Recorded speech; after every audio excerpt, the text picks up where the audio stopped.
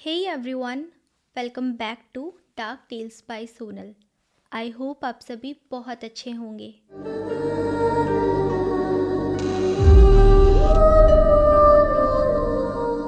ये कहानी है शुभ की।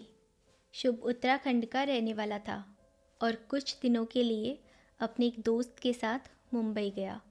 हालांकि वो मुंबई किसी काम से गए थे, लेकिन काम जल्दी पूरा हो गया था और उनके पास में काफ़ी टाइम बच गया था। तो उन्होंने डिसाइड किया कि इस बचे हुए टाइम में वो मुंबई को एक्सप्लोर करेंगे, खूब घूमेंगे और बहुत सारी शॉपिंग करेंगे। वो दोनों गेटवे ऑफ इंडिया गए, वर्ली सी फेस गए और भी मुंबई में बहुत जगह घूमे। और अब बारी थी शॉपिंग की। शॉपिंग करने के लिए वो दोनों फैशन स्ट्रीट गए, जहाँ पे बहुत अच्छी क्वालिटी के कपड़े उन्हें बहुत ही कम पैसों में मिल रहे थे। शुभ ने और उसके फ्रेंड ने बहुत सारे शर्ट्स, पैंट्स और जैकेट्स खरीदे। होटल वापस आते समय स्ट्रीट पे एक मिड एज के भैया ने एक स्टॉल लगा रखा था, जहाँ कपड़ों की काफ़ी सारी वैरायटीज थी। उनमें से एक जैकेट पर शुभ की नज़र गई। ब्राइट कलर था, दिखने में काफ़ी अच्छा, पहली नज़र में देखते ही पसंद आ जाए। शुभ रुका और भैया से प्राइस पूछा। उन्होंने कहा 250 रुपीज़। वाओ, इतना सस्ता, बनावट इतनी अच्छी, दिखने में भी इतना अच्छा, फिर भी बस 250 रुपीज़ में। शुभ ने बिना सोचे समझे तुरंत खरीद लिया। दोनों खुश होकर होटल लौट आए और अगले दिन वो अपने घर के लिए निकल गए। वहाँ जाकर उनका सेम रूटीन था, वही कॉलेज जाना, एग्ज़ाम्स की तैयारी करना। अब क्योंकि एग्ज़ाम्स आने वाले थे तो लेट नाइट तक जगकर भी काफ़ी देर तक पढ़ना पड़ता था। और फिर एक दिन उसने अपने एक स्पेशल डे के लिए वो जैकेट निकाला और पहन के मिरर के सामने जाकर खड़ा हो गया। उसे पहनकर शुभ को अजीब सी बेचैनी हुई। उसे लग रहा था कि शायद वो इस जैकेट को पहनने के लायक नहीं है। जैकेट तो इतना कूल दिख रहा है, पर वो आईने में इतना बुरा क्यों दिख रहा है। उसने बार बार अपने चेहरे को धोया, फिर बालों को सेट किया, फिर बालों को गीला किया, फिर से बालों को सेट किया और ये बहुत देर तक चलता रहा। कुछ देर के बाद में तंग आकर उसने जैकेट को निकाला और अलमारी में ले जाके वापस रख दिया और फिर दूसरे कपड़े पहनकर वो बाहर चला गया। अब कुछ दिन के बाद फिर से उसका वही जैकेट पहनने का मन हुआ। उसने अलमारी खोली, जैकेट निकाला और पहन के मिरर के आगे जाकर खड़ा हो गया। इस बार जैकेट पहने हुए उसको फेस और बाल दोनों अच्छे लग रहे थे, पर उसकी शर्ट, पैंट और शूज से उसे प्रॉब्लम होने लगी। उसे लगा ये जैकेट तो इतना अच्छा है, इस पे ये सब तो सूट ही नहीं कर रहा, इसके लिए तो अब कुछ बाहर से ही लाना होगा। वो तुरंत जैकेट को रख के बाहर गया और बहुत सारी शॉपिंग करके लेके आया। और फिर अगले दिन कॉलेज से आने के बाद उसका फिर से जैकेट के साथ में नए कपड़े ट्राई करने का मन हुआ।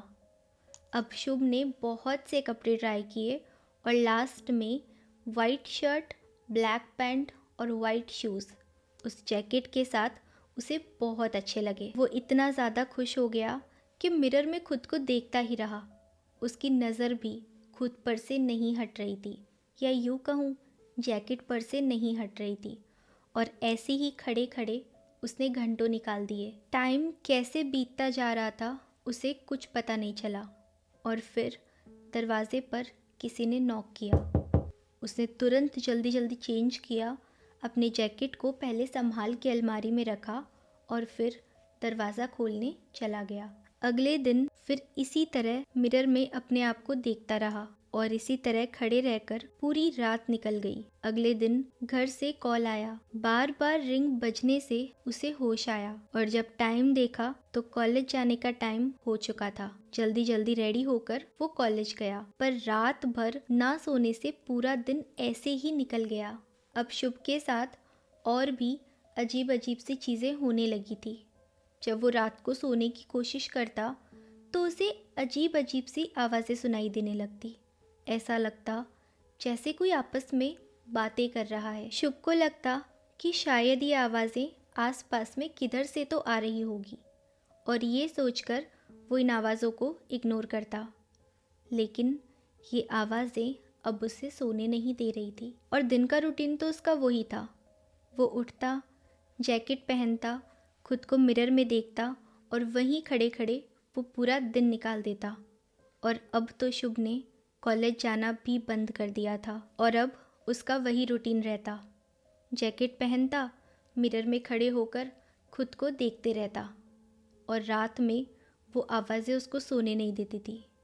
और साथ ही शुभ को अब नाइटमेयर्स भी आने लगे थे। हालांकि इस रूटीन से शुभ की तबीयत अब ख़राब रहने लगी थी, लेकिन फिर भी जैकेट को लेके उसका ऑब्सेशन ज़रा भी कम नहीं हुआ। अगले दिन उसने खुद को थोड़ा संभाला, जैकेट को अलमारी में रखा, अपनी नज़रों से काफ़ी दूर। फिर वो कॉलेज गया और रात में खाना खाकर सीधा बेड पे चला गया। सोते ही बुरे सपने आने लगे। उसे ये भी समझ नहीं आ रहा था कि ये सपना है या सच में ऐसा हो रहा है। एक काली सी छाया उसके बेड के चारों तरफ घूम रही थी। उसे घूरते हुए एक अजीब सी आवाज़ में कुछ बोल रही थी, जो कि बिल्कुल भी क्लियर नहीं था। वो छाया ऐसे ही बातें कर रही थी और हंस रही थी।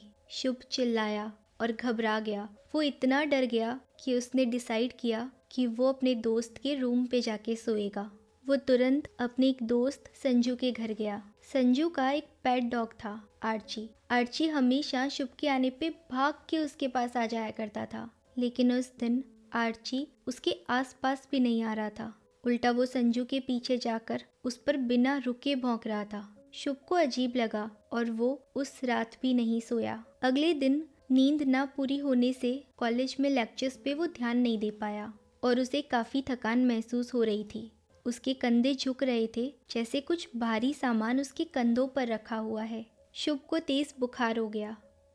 उसे उसके दोस्त तुरंत हॉस्पिटल लेके गए और वहाँ पे उसे एडमिट कर लिया गया। ये बात जानकर उसके पेरेंट्स तुरंत शुभ को संभालने के लिए उसके पास पहुँचे। 3 दिन तक अनकॉन्शियस रहने के बाद जब उसने अपनी आंखें खोली तो देखा उसकी मॉम ने उसके सिरहाने पे भगवान की कुछ फ़ोटोज़ लगा रखी है और उसके माथे पे पवित्र राख लगाई है और साथ ही उन्होंने उस पर और उसके चारों तरफ गंगा जल के छींटे भी लगाए हैं। 4th डे पर उसे हॉस्पिटल से डिस्चार्ज मिला और डॉक्टर ने उसे रेस्ट करने की एडवाइस देकर घर जाने को कहा। शुभ की ऐसी हालत को देखकर उसकी मॉम ने कुछ दिन तक उसके साथ रहने का डिसाइड किया। अब वो दोनों रूम पे आए। रूम पे आते ही उसकी मॉम ने पहले पूरे रूम की सफाई की और फिर वहाँ एक छोटा सा मंदिर बनाया जहाँ कुछ भगवान की मूर्तियाँ लगाई और फिर गंगा जल से पूरे रूम में छींटे लगाए। अब उसकी मॉम सुबह शाम वहाँ पे पूजा करने लगी थी और अब धीरे धीरे शुभ की हालत भी सुधरने लगी थी।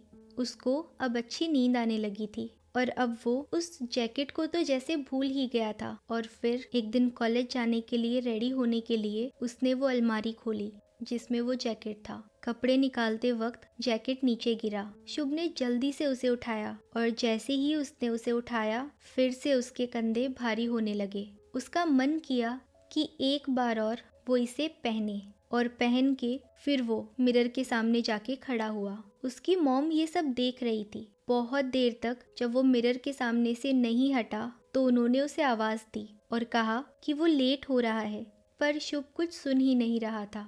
बहुत ज़ोर से आवाज़ लगाने पे शुभ को होश आया, पर तुरंत ही वो बेहोश हो गया। उसकी मॉम ने उसे बिस्तर पे लेटाया और अनकॉन्शियस कंडीशन में भी वो कुछ बड़बड़ा रहा था। जैकेट को उसने इतना टाइट से पकड़ रखा था कि वो उसे छोड़ ही नहीं रहा था और उसने अपनी मॉम को वो जैकेट भी नहीं उतारने दिया। अब क्योंकि उसकी मॉम काफ़ी रिलीजियस थी, उन्हें तुरंत समझ में आ गया कि इस जैकेट में कुछ तो नेगेटिव एनर्जी है, क्योंकि पहले तो वो पूरी तरह से ठीक हो चुका था, लेकिन इसको पहनते ही उसकी हालत ख़राब हो गई और वो वियर्ड बिहेव करने लगा था। तो कहीं ना कहीं उसकी मदर का ये समझना काफ़ी ऑब्वियस था कि प्रॉब्लम जैकेट में थी। उन्होंने तुरंत गंगा जल के छींटे मारे और पवित्र राख को शुभ के माथे पे लगाया और थोड़ी ही देर में शुभ ने बड़बड़ाना बंद कर दिया और उसका कांपना भी रुक गया।